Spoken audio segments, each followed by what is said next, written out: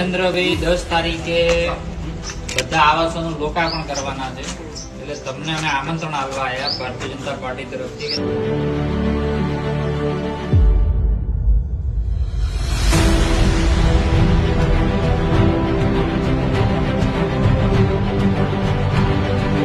પાકું કરવા માટે પ્રધાનમંત્રી આવાસ યોજનાની અંદર એમને લાભાર્થીમાં નામ આવ્યું, એટલે આ 1,20,000 રૂપિયા સીધા ખાતામાં આવ્યા. તમે જાતે બનાવ્યું?